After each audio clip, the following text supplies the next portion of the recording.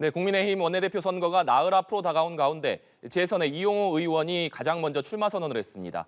합의 추대론이 힘을 잃으면서 후보군으로 거론되고 있는 의원들의 경쟁도 본격화될 것으로 보이는데요.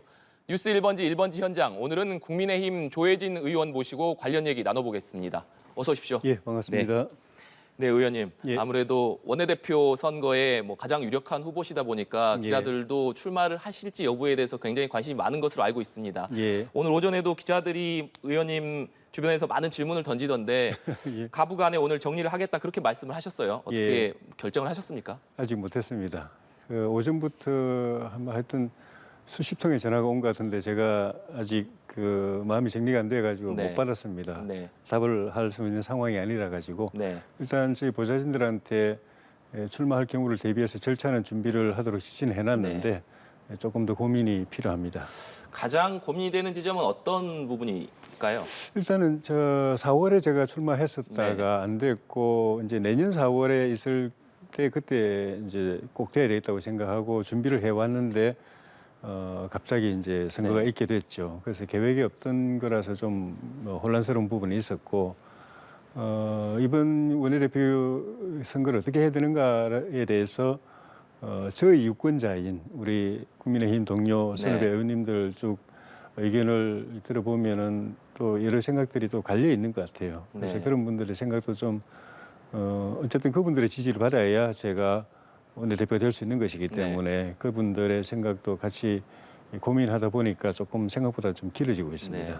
여러 의원들의 생각을 직접 들으셨다고 하셨는데 예. 이 계속해서 나왔던 얘기가 비대위원장이었던 주호영 의원의 추대론 아니었습니까? 예. 오늘 일단 이용호 의원이 출마 선언을 하면서 이 추대론 자체는 이제 사라졌다 이렇게 볼 수 있을까요? 그렇죠. 그러니까 만장일치 추대. 그러니까 한 분만 후보 등록하고 그에 대해서 찬반만 물어봐서 찬성하면은 투표 없이 당선을 결정하는 그 만장일치 추대에는 일단은 어려워진 거죠. 2명만 나와도 경선하게 돼 있고 물론 이제 후보 등록은 토요일입니다. 그러니까 예년에 이제 출마 선언을 했는데 이런저런 사정이 있어가지고 정작 등록을 못하는 경우도 가끔씩은 생기지만은 그래서 이제 토요일에 누구누구 등록할는지 그날 만약에 한 분만 등록하면은 이거는 찬반 경선이 아닌 찬반 이제 의결로 가야 되는 상황인데 토요일 후보 등록일에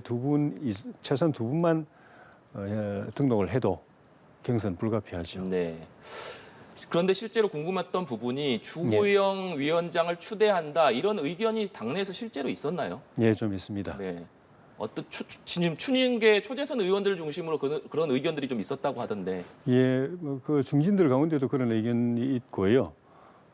이제 조호영 원내대표는 말씀하신 것처럼 원내대표를 이미 했고 비대위원장도 잠깐이지만 또 맡았던 상황이라서 본인은 전혀 뜻을 두고 있지 않았는데 당내 상황이 지금 여러 가지로 어렵고 또 여야 관계도 강경 대치 국면이고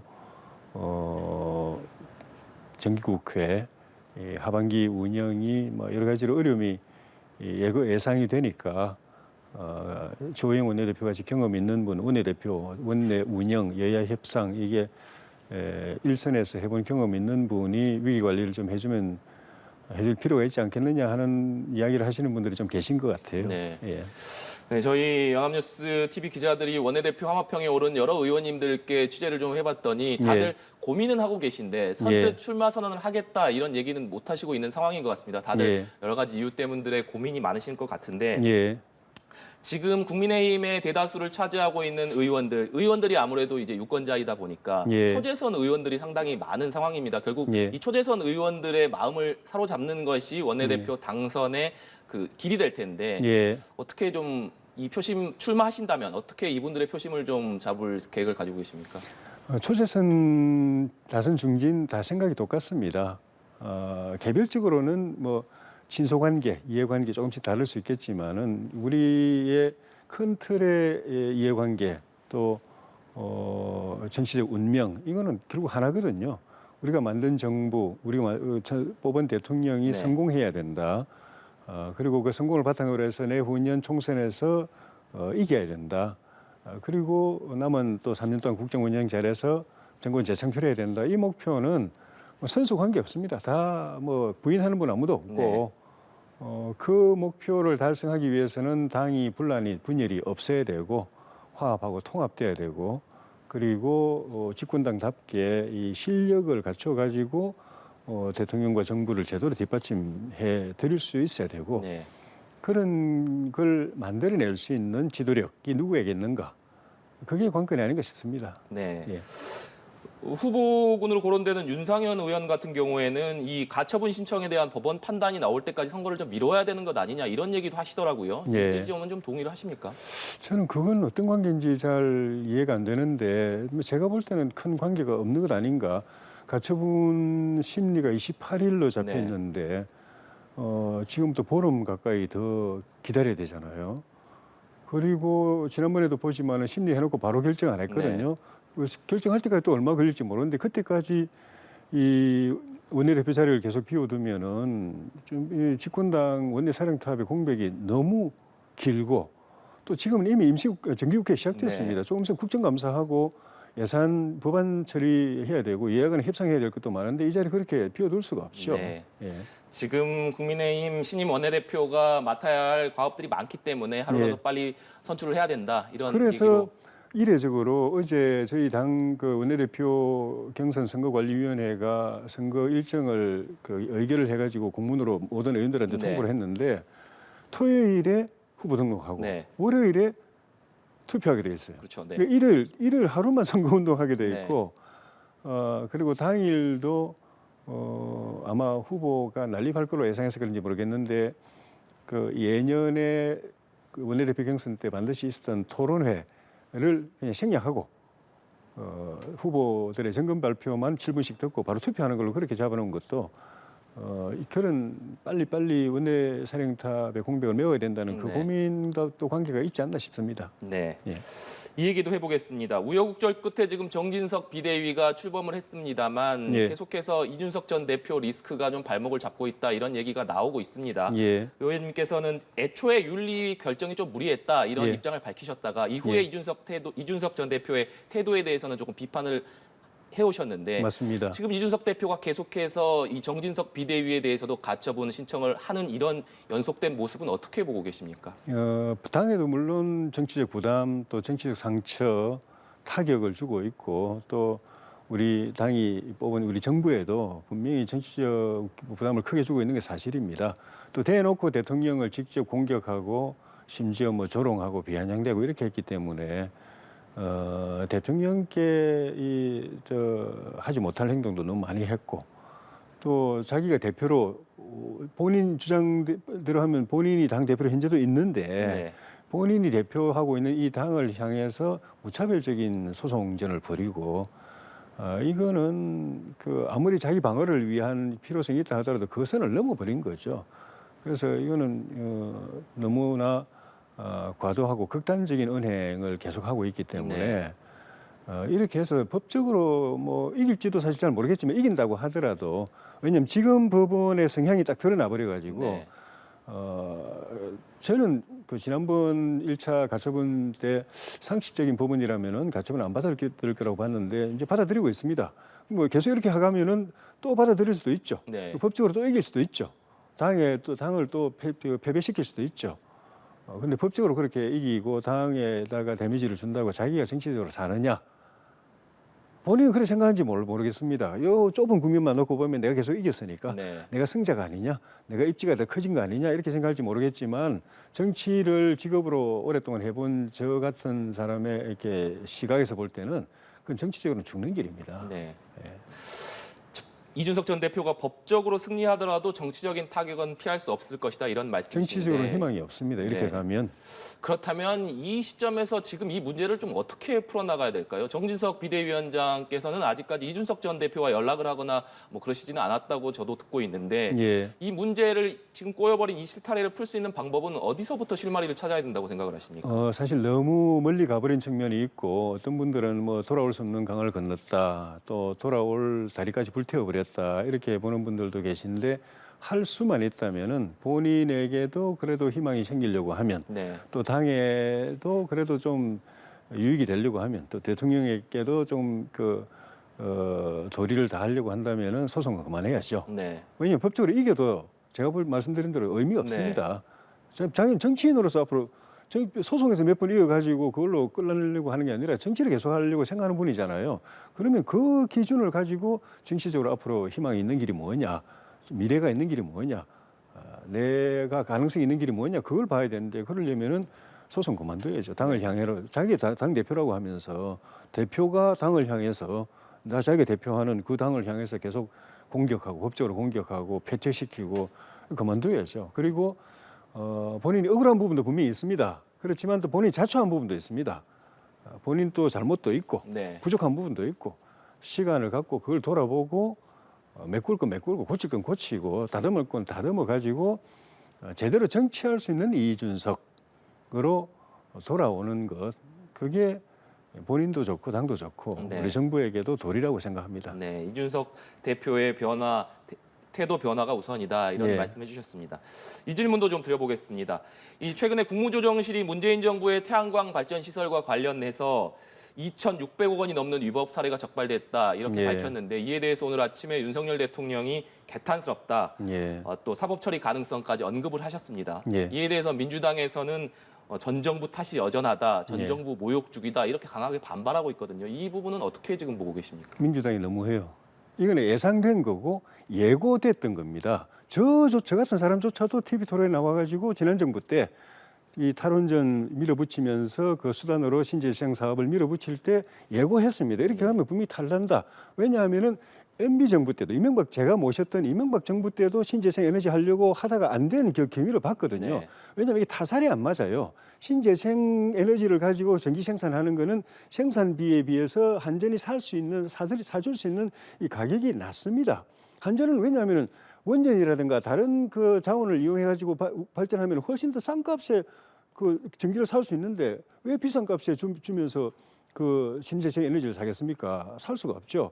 그런데 정부에서는 탈원전 하려면 신재생으로 가야 되고 원전 줄여야 되고 나머지도 줄여야 되니까 신재생으로 가야 되고. 네. 그런데 신재생 하는 사업자들이 신재생 에너지 사업을 하게 만들려면은 이익이 남게 해줘야 되고 그러려면은 원가보다도 훨씬 더 한전이 적자까지 안고 또 그 부담을 하고 할 수 있는 정도로 값을 몇 배로 부풀려서 사줘야 됩니다. 근데 그 돈이 어디서 나옵니까? 정부 재정, 한전이 지지만은 한전 그 적자는 결국 정부 재정이나 세금으로 메꿔줘야 되거든요. 근데 일시적으로는 할 수 있습니다. 한 네. 1년 정도 시범 사업으로 할 때는 그 정도는 정부가 출혈을 감수하면서 혈세를 그냥 투입해가지고 할 수 있지만은 이게 1년이 아니고 5년, 10년, 앞으로 몇십 년을 하겠다는 건데 네. 그러면은 이거는 돈이 그 재원이 고갈이 돼가지고 몇 년 못 갑니다. 네. 지속 가능하지 않은 사업이어서 MB 정부 때 그렇게 하고 싶었지만 결국 못한 건데 이 정부는 그래 하더라고요. 하면 몇 년 갈까? 그리고 그 사이에 이런 살짝 그 눈먼 돈이나 마찬가지거든요. 자기가 수고한 게 3인데 6을 받고 9를 받으니까 나머지는 그냥 정부 돈으로 막 부어주니까 그럴 때는 반드시 역대 사례를 보면은 이 눈먼 돈에 밝은 사람들이 달라붙어 가지고 혈세를 빼먹습니다. 네. 감사원이 늘 그런 거 감사하고 잡아내고 그래서 국고 손실죄로 잡아가두고 다 했는데 여기는 어마어마 12조가 들어가니까 엄청난 사람들이 몰려들었죠. 그래가지고 지난번에 문재인 정부 때 이미 사고가 한번 터지지 않습니까? 민주당 원외 특정인 성함은 제가 말씀 안 드리겠지만 원외 지구당 그 당협위원장이 이 사업하다가 걸려가지고 사업 처리받았지 않습니까? 그때 딱 스톱하고 그 전수조사해가지고 자기들이 알아서 처리했어야 됩니다. 이 비리 부패 혈세 빼먹는 거. 다 처리해서 되는데 대통령께서 계속 탈원전 밀어붙이고 신재생 밀어붙이니까 못하고 그냥 덮어두고 온 거예요. 우리 정부로 넘어왔습니다. 일부만 이번에 표본조사를 했는데도 네. 엄청난 게 벌어졌어요. 그 전수조사 안 할 수가 없습니다. 그러면 그 혈세 빼먹이 다 나오는데 네. 그 사업 처리해야죠. 불가피합니다. 그걸 민주당이 뭐 전 정권 망신주기 어쩌고 그런 말씀하시면 정말 안 됩니다. 네. 그때 예고할 때 경고할 때 왜 그 무시하고 왜 그렇게 했습니까? 네. 오히려 그 빼먹은 사람들도 전 처리해야 되지만 그 시기에 뻔히 예고하고 눈앞에 벌어지는데도 그걸 갖다가 감시하지 않고 그냥 덮어뒀던 사람들도 저는 책임을 물어야 된다고 생각합니다. 예. 윤석열 대통령께서 사실 여름휴가를 갔다 온 이후에 출근길 문답에서 말씀을 많이 아끼시면서 주로 민생에 대해서 얘기를 해오셨는데 예. 이번에는 상당히 이례적으로 사법 처리 가능성까지 직접 얘기를 하면서 예. 이게 이번 사건을 계기로 해서 사정정국으로 좀 넘어가는 것 아니냐 이런 전망들도 좀 나오는 것 같습니다. 이 부분은 어떻게 생각을 하십니까? 검찰이나 경찰이 범죄 수사만 하면은 이제 야당에서는 사정정국이다, 사정정국이다 그러는데 사정은 일상적으로 하는 것입니다. 경찰, 검찰, 감사원 또 법원이 있는 이유가 그거 하기 위해서 있는 거 아닙니까? 그거 안 하면은 그냥 아무것도 일 안 하고 월급 먹는 거, 그 혈세 그냥 탕진하는 거 마찬가지인데 그분들은 국민들로부터 임명 받아가지고 월급 받아가면서 혈세로 월급 받아가면서 하는 일이 그겁니다. 범죄 행위, 비리 행위, 부패 행위 있으면 그거 수사하고 기소하고 재판하고 처벌하고 그래서 그걸 건재라고 하는 게 그분들 일이고 그분들이 뭐 하면 할 때마다 그거는 정국하고 연결시켜가지고 사정정국이라고 그러면 하지 말라는 이야기인데 하지 말면 그분들은 왜 아무 일도 안 하고 그분이 그게 업인데 직업인데 그 아무 일도 안 하고 월급 받아 먹고 있어야 됩니까? 그럼 그 기관 자체를 없애야죠. 네. 그러니까 법적으로 잘못된 일을 다스리는 거는 우리가 국민이 헌법을 만들어서 그 기관을 만드는 취지고 그런 일을 하라고 기관 만들고 임명해가지고 월급을 주는 겁니다. 우리 세금으로. 그럼 그 일 하도록 해야죠. 그게 지나쳐가지고 없는 사실을 조작을 범죄 행위를 만들어낸다든가 그걸 정치인 쪽에다가 표적으로 한다든가 그러면 사정정국이란 말을 해도 되지만 이건 그게 아니잖아요. 일상적으로 하는 일이고 해온 일이고 사실은 지난 정부 때 매듭을 지었으면 우리 정부가 이런 일에 매달려서 이게 에너지 낭비할 필요도 없는데 그때 다 덮어놨다가 우리한테 떠넘기니까 우리는 네. 하기 싫어도 사실은 다른 일에 지금 국가적인 과제들이 난제들이 쌓여 있는데 이 일에 집중해야 되는데 그 일에 오히려 대통령도 맨날 그 질문 받아야 되고 장관들도 국회만 가면 그 질문 받아야 되고 그 공시에 시달려야 되고 야당으로부터 네. 자기들이 결자 해지했어야 되는데 떠넘긴 그걸 반성해야 된다고 봅니다. 네. 마지막으로 이 질문도 한번 드려보겠습니다. 민주당이 감사원이 특별감사에 착수하기 전에 국회 상임위에 보고하도록 하는 감사원법 개정안을 당론으로 발의를 했는데 예. 국민의힘에서는 이게 검수완박에 이어서 감사완박이다 이렇게 이 평가를 하면서 강하게 비판을 하고 있습니다. 의원님 예. 생각은 어떠신지 궁금합니다. 검수완박보다도 더 심한 겁니다. 그러니까 감사원에서 감사하려고 하면은 국회에 와가지고 허락받고 하라는 거거든요. 국회 다수당이 민주당 아닙니까? 네. 민주당이 동의하면 감사할 수 있고 동의 못하면 감사 못하는 겁니다.